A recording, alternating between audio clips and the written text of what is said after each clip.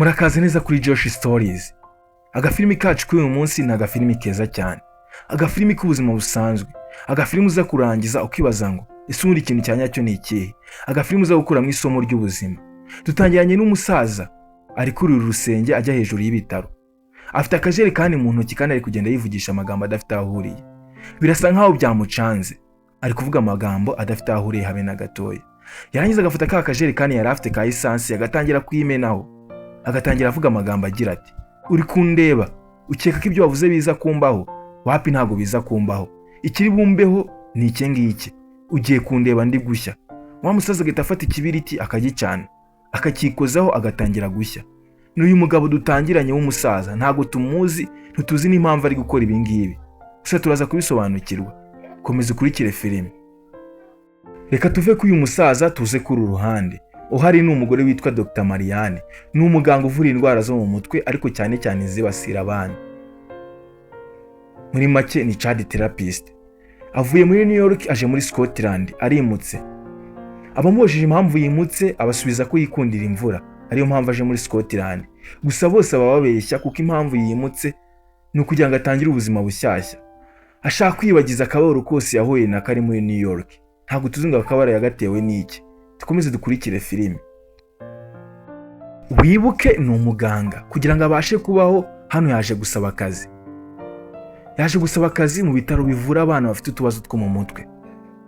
Yaje muganga mugenzi we ari kumwakira ariko amubaza ibibazo abandi bose bamubajije guhera kare.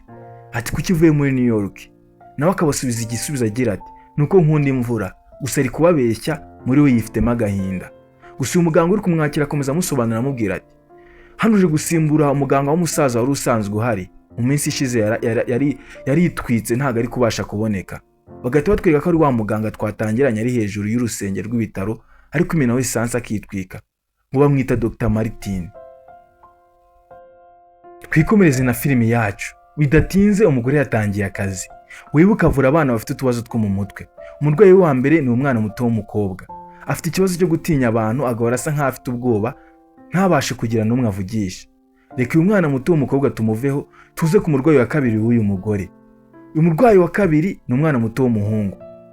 Izina rye ni Mani. Uyu mwana yabuze ababyeyi be bombi igihe bakoraga impanuka bari mu modoka. Yasigaye wenyine. Guhera uwo munsi nta muntu n'umwe avugisha. Icyo akora ni ugushushanya gusa. Uyu mwana muto w'umuhungu abana n'umubyeyi wa mwadopse. Gusa uyu mwana ntago aravugisha uyu mubyeyi habe na rimwe. Icyo akora ni ugushushanya gusa. Baratwereka Dr. Marianne ari kumwitaho agerageza kumuvugisha kugira ngo arebe uko yamufasha akava mu burwayi yagize nyuma yo guhungabanwa n'impanuka y'ababyeyi be. Arimo aramubwira ati mbwira ntago nguhatiriza wigira ikibazo. Nge ntago ni Dr. Martin. Mbwira nimba ubishaka. Gusa umwana ntago ari kumuvugisha, yabiretse nk'uko asanzwe abikora abandi bose. Dr. Marianne agakomeza guhatiriza uyu mwana amubwira ati mbwira, mvugisha, nta mpamvu yo kwigonga. Bwa nyuma na nyuma uyu mwana akavuga. Akamubwira ati impamvu ntavuga nuko abantu babyanga. Iyo mvuze abantu barabyanga. Dr. Marianne akamubaza ati kubera iki abantu babyanga iyo uvuze? Umwana akamubwira ati impamvu babyanga nuko nshobora gukora icyo ari cyo cyose. Nawe ubwawe nakurema. Dr. Marianne ntabitindeho kubera ko yibonera uyu nguyu ari umwana wahuye n'ibibazo. Amagambo avuze ntayiteho. Agahita yitahira, arangije akaza akajya kwinywera akantu. Akajya mu karesitora kari aho ngaho nimba atari akabari, yakinjiramo agitangira kunywa icyo kunywa, akabona umugabo witwa Karen usanzwe uba muri iki gihugu. Akumva abaye nk'umukunze ariko akabura imbaraga zo kujya kumusatira ngo atangire kumuvugisha. Ariko kubw'amahirwe akahasanga umugore ukora muri bya bitaro nawe akoramo. Akamubwira ati ntari bigi uzajya ushakira kuza uzajya uza. Ngo ha invitation aha niho dukorera. Umugore akishima agahita yisubira mu modoka arangije kunywa agataha. Gusa mu nzira ari gutaha agiye kwinjira nyine mu buvumo ya mihanda ica munsi y'ubutaka akasanga ibintu biteye ubwoba. Akasanga habereye impanuka iteye ubwoba, imodoka ebyiri zagonganye. Agasanga umugabo umwe yakomeretse bikomeye ku buryo apfa n'ubutabazi butarahagera. Agataha impanuka yamuhungabanyije cyane. Baratwereka bukeye Dr. Marianne agarutse ku kazi akajya mu bishushanyo bya wa mwana witwa Mani. agatangira kubireba. Gusa ikimutangaza cyane agasanga mu bishushanyo bya wa mwana harimo igishushanyo neza neza kimeze nk'iya mpanuka yabonye. Bikamutera ubwoba, agakomeza kureba muri ibyo bishushanyo agasanga harimo ingurube ihora mu bishushanyo bye byose. Bikamutera ubwoba cyane, maze Mani yagaruka aje kwivuza nk'uko bisanzwe. Dr. Mariane agatangira kumubaza amagambo agira ati kubera icyo washushanyije iriya mpanuka? Gusa Mani akamureba mu maso, amureba biteye ubwoba, akamubwira ati ntabwo iriya mpanuka nayishushanyije, ahubwo nayiteye. Dr. Mariane bikamutangaza akamubwira ati ese wabitekereje gutyo urangije urashushanya? Gusa Mani akamubwira ati oya, biriya bintu ni ibya nyabyo, ni njye wabiteye. Kugira ngo ubyumve neza, nawe uriho kubera njyewe, atari njyewe uwo ntabwo wakabaye ubayeho. Ikindi kandi kugira ngo ubyemere, genda urebe mu kabati k'intebe wicaraho, urasanga harimo imbunda.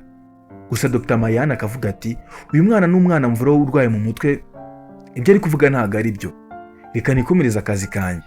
Baratwereka Dr. Mariane arangije akazi ke nimugoroba agataha. Yaryama agatangira kurota we n'umugabo we batwaye imodoka. Gusa bagera imbere imodoka igahita ipfa. Bakagerageza uko bashoboye ngo bayikore, gusa bikanga, maze bagasaba lift undi mugabo yitambukiraga. Yega akayibaha, gusa bagera imbere bagahita bakora impanuka. Iyi mpanuka ikavamo urupfu rw'umugabo w'uyu mugore. Ibi ngibi bahora byibuka, ntabwo ari inzozi. Nicyo kintu cyatumye ava muri New York aza muri Scotland kugira ngo yibagize inkuru y'akababaro y'urupfu rw'umugabo we. Niyo mpamvu yaje muri Scotland avuye muri New York, nubwo abeshya abantu, naka kababaro abana nako. Dr. Mariane akabyuka byamucanze cyane, akavuga ati kugira ngo iyi stress nshiremo, reka nisubire muri ya restaurant cyangwa se ka kabari, byita uko ushaka, kugira ngo ajye guhura na Kirani amubone maze stress zigende, cyane ko buri gihe yamubonye yumva mukunze. Akajyayo, byarangiza agasubira ku kazi. Yasubira ku kazi agasubira mu madokima ya wa mwana ari kuvura. Wa mwana witwa Mani agahita yibuka ko yamubwiye ati nureba mu kabati k'intebe yawe urasangamo imbunda. N'amatsiko menshi wa mugore akavuga ati reka ndebe ko ibyo wa mwana yambwiye ari byo. Gusa mu kurebamo agasanga koko yambunda irimo. Ibintu bikamutera ubwoba cyane, agasohoka abaza abo bakorana ababwira ati ese nta muntu mwigeze mubona winjira mwaha ngaha? Bakamubwira ati wapi. We yibwira ko hari umuntu waba winjiye akayinjiza. Gusa bose bakamubwira ati nta muntu twigeze tubona yinjira mwaha ngaha. Mwako kanya kiri kwibaza nimba ibyo abonye ari byo cyangwa se ari kubonekerwa, agahita yumva telefone iramuhamagaye. Yayitaba akumva ijwi ry'umugabo rimubwira riti fata iyo mbunda ushaka umuntu wica, ni iminota mike cyane uhawe, nutabikora niwe turi bwice. Umugore mu gihe agiye kubaza ati ninde unyica, umuntu wari umuhamagaye agahita akupa. Bikamucanga kurushaho, maze akavuga ati ibi stress ni byinshi cyane, Imana imfashe mbe ndi gutekereza bigiye kure, mbe ndi gutekereza cyane ibyo nkeka niba ari byo. Maze akavuga ati ibi stress ntabwo nabicika, reka njye kwirebera Kirani tube tuganira ndebe ko stress zagenda. Wibuke Kirani ni wa mugabo asa nk'atangiye gukunda. Nanone baratwereka Dr. Mariane yagarutse ku kazi, ndetse ahakora abakozi bose bahuye na director arahari. Hakozwe inama, ariko azamura ukuboko avuga amagambo agira ati mungire inama. Ejo bundi hari umuntu wamamagaye arambwira ati nica umuntu cyangwa wanyice. Ese nkwiye guhangayika cyangwa se ni ibipranka bisanzwe bikorwa mu uyu mujyi? Gusa bose bakamwihorera na director ntagire icyo amubwira. Gusa none inama irangiye, Dr. Mariane n'ubwoba bwinshi agahita aza mu biro bya director akamubwira ati ntabwo mwangiriye inama, gusa njye nkeneye kugirwa inama, mumbwire kuri kiriya kibazo nababajije.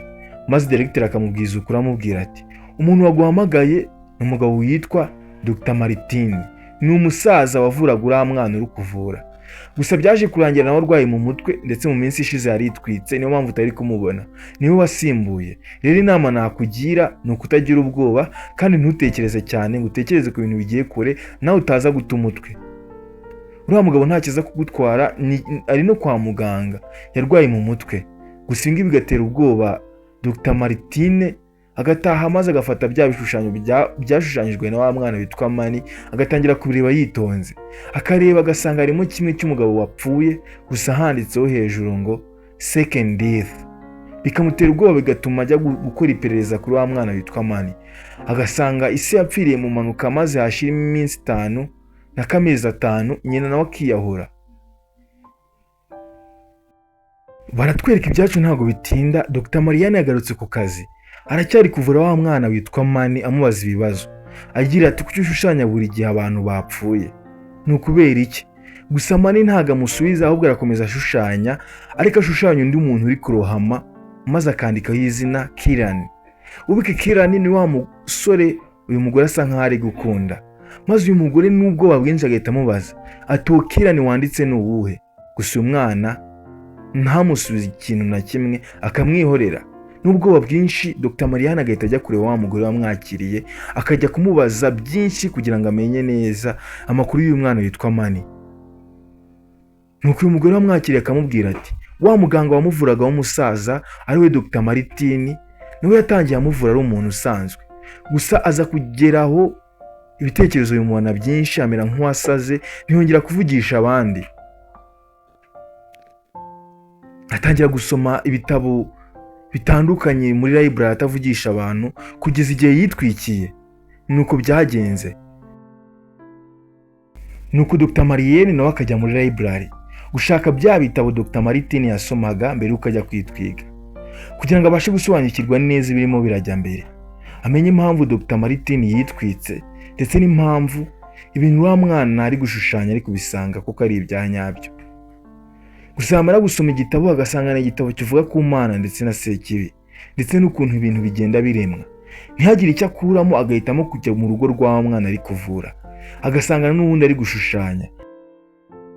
Yagerageza kureba ibyo uwo mwana ari gushushanya, wa mwana agahita bihisha vuba vuba, akamubwira ati ibi ngibi ni iby'ahazaza, ntabwo ugomba kubireba. Maze Dr Mariane agatangira kubaza uwo mwana agira ati oya, nsobanurira neza, sobanurira neza impamvu ushushanya ibintu by'abantu bari gupfa. Mbwira impamvu wambwiye ko imbunda iri mu kabati ngasanga iriyo koko. Ese uri Kirani uri gushushanya aho ngaho wanditse izina rye ku rupapuro rw'ibyo washushanyije, umuzi gute? Gusa umwana ntamusubize, maze akamubwira ati impamvu wasanze imbunda mu kabati k'intebe yawe ni uko wabihisemo. Warebye ibishushanyo byanjye uhitamo kujya kureba mu kabati maze ubisangamo, byose byatewe nawe.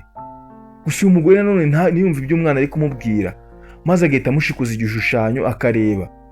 Yarebaho agasanga ni igishushanyo kiriho ingurube yirashe mu mutwe, ya ngurube yabonye mu bishushanyo by'umwana igihe kirekire. Maze agahita yabitekerezaho neza, agasanga iyi ngurube isobanura we, agahita abimenya neza ko nawe ubwo agiye kwirasa mu mutwe, cyane ko yabonye ibyo umwana yashushanyije byose bigenda biba. Agahita asohoka afite ubwoba, cyane ko yabonye ko Kirani umugabo asa nk'atangiye gukunda ari ubanza gupfa kandi azapfa arohamye. Akajya kumushakisha ahantu hose, akagenda amubura, akajya iwe akamuhamagara akamubura. Maze n'ubwoba bwinshi akagenda kuri bwa bwato bwa Kirani, akabuzitura nyine akabureka ngo bube bugenda, kugira ngo Kirani ataza no gukinisha kubujyamo maze akarohama, bikaba nk'uko wa mwana yabivuze. Turacyakomeza na filimi yacu batwereka Dr Mariane yicaye muri sale kureba amakuru, maze akabona inkuru y'uko abantu 2500 bapfuye bishwe n'inkubi y'umuyaga yatumye abenshi bapfa barohamye. Maze bikamutera ubwoba cyane bitewe n'igishushanyo yibutse yabonye mu bya wa mwana cyanditseho 25, neza neza umubare w'abantu bari gutangazwa mu makuru ko bishwe n'inkubi y'umuyaga. Bikamutera ubwoba cyane, bigatuma asubira hahandi akora, akajya mu biro bya directeur kugira ngo amenye byinshi kuri uyu mwana. Agatangira gushakisha cyane kugira ngo amenye neza neza amakuru ya wa muganga wabanje kuvura mwana ariwe Dr Maritini, kugira ngo amenye aho arwariye. Maze directeur agahita yinjira akamusanga ari mu biro bye, akamubwira ati nawe wa mugore bisa nkaho wataye umutwe, kandi nakubwiye ngo wirinde gutekereza cyane, kubw'iyo mpamvu ngo yakaruhuka, uvuye mu kazi nta kibazo. Gusa umugore akakanga, ahubwo agahita ajya mu bitaro kureba aho wa muganga arwariye Dr Maritini. Akamusangayo akamubaza ati mbwira nawe wavuye uriya mwana mu mpiha amakuru. Maze Dr Maritini ntihagire ijambo na rimwe amubwira, ahubwo akamubwira ati genda wica uriya mwana mbere yuko akwica, ntihagire ikindi umbaza. Maze umugore akomeza kumubaza, gusa Dr Maritini ntihagire ikindi kintu yongera kumubwira. Wa mugore ariwe Dr Maritini agasa nk'ureba ku ruhande, akabona igitabo hasi cyanditseho ngo second death, urupfu rwa kabiri, neza neza neza byanditse nka kwa kundi yabibonye mu bishushanyo bya wa mwana. Yaba akiva kureba ku icyo gitabo agasanga Dr Maritini yagiye, agatangira kumushakisha yirukanka cyane. Gusa yagera hejuru y'ibitaro agasanga Dr Maritini ahagaze hafi neza aho inyubako irangirira agahita yiyahura, akahita abimenya ko koko icyo wa mwana yayanditse, umugabo yayanditse wapfuye kandi Dr Martin n'ubwoba bwinshi agahita ataha, agatangira kubona ko wa mwana ashobora kuba afite neza kuko na control ibintu biri bube. Nuko agahita asubira muri bya bitaro handi avurira wa mwana, akajya mu madokima ya kera wa mwana, agatangira kuri ibishushanyo yashushanyije kera, maze yabireba yitegereje neza agasanga harimo igishushanyo kirimo umugabo uryamye mu bwato. Agahita yibuka bwa bwato yarekuye bwasherewe Kirani kugira ngo ataza kubujyamo, agahita yirukanka akajya ku nkombe hamwe ubwato buparika, agasanga haje itsinda ry'abatabazi ryaje kurohora ubwato bwarohamye, maze bakavanamo umurambo wa Kirani yapfuye. Bakavuga ati uyu mugabo yarari mu bwato yasinziriye, nuko ubwato bugonga ibihe burashwanyagurika bitewe n'inkubi z'umuyaga zazihari, ararohama none yapfuye. Wa mugore bikamurakaza cyane, akabona ko uko yakoze uko ashoboye kose ngo urupfu rwa Kirani nturube, ariko byose byanze bikarangira n'ubundi Kirani apfuye. Agahita abona ko wa mwana ashobora kuba afite ibintu akorana nabyo nabwo ataramenya, agahita agaruka akajya mu modoka yirukanka. Nuko agahita azi wa mwana Mani, wa mwana yavuraga, agahita amushimuta n'umujinya mwinshi yiteguye kumwica, akamushyira mu modoka akirukanka, ariko polisi imwiruka inyuma. Nuko akamujyana mu kizu gishaje, agatangira kumubwira ati ubundi wa mwana we Mani urinde, suzi ubuzima bwanjye ni wowe wabwangije. Gusa Mani akamubwira ati wimbeshyera, nta kintu na kimwe cyawe nangije, byose ni wowe wabihisemo. Wahisemo kureba imbunda, wahisemo kureba ibishushanyo byanjye, byose ni wowe wabyishyizemo. Gusa Dr Marien agakomeza amubwira ati subiza ubuzima bwanjye cyangwa nkurase, ariko amutunga imbunda. Gusa Mani akamubwira ati nagufasha gute kandi ndi umwana, ntabwo ubona kuri mukuru njye nkaba muto, urumva nagufasha gute? Asa nkaho amuseka, maze Dr Marien yareba hanze akabona polisi yamuzengurutse, agatunga imbunda agakurira imbarutso akarasa Mani.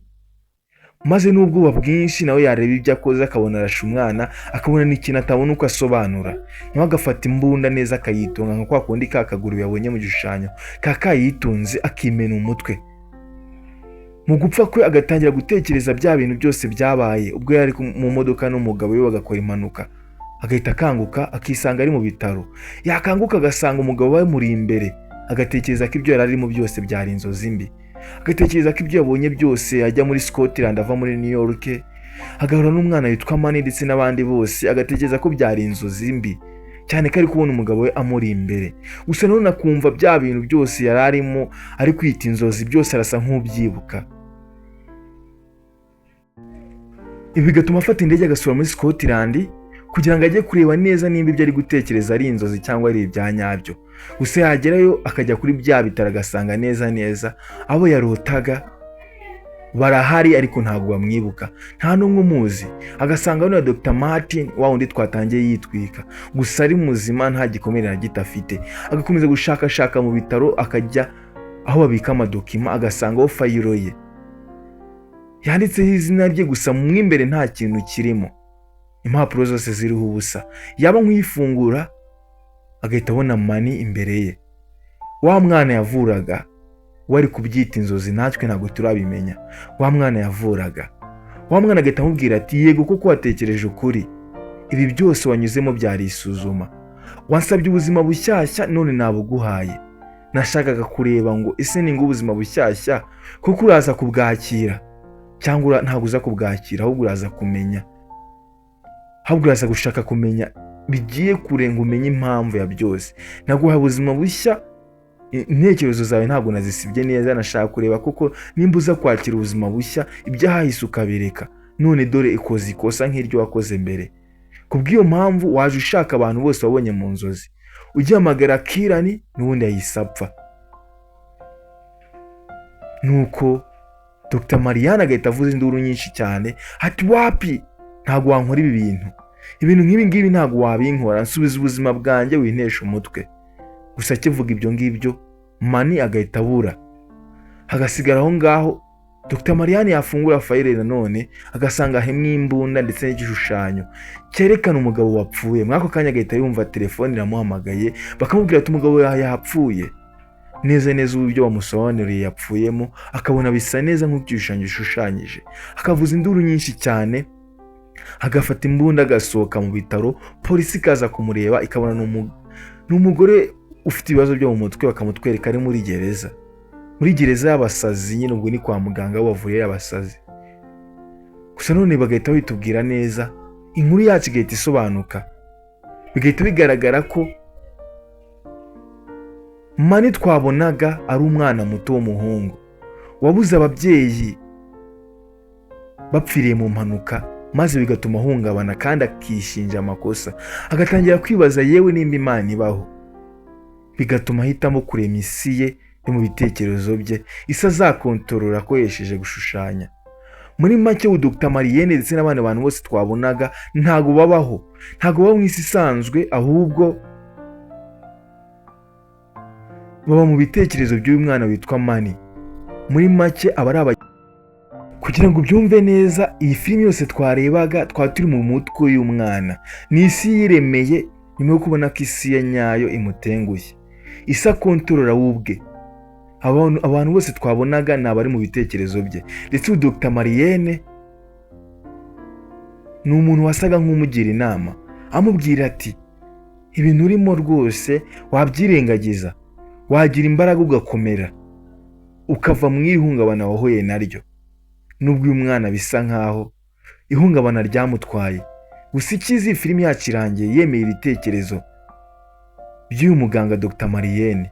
Ari mu mutwe we, ubyibuke. Niyo mpamvu tubona urumuri rukwiye aho Dr. Marienne ari. Ndakeka mu iyi filime ukuyemo isomo rikomeye.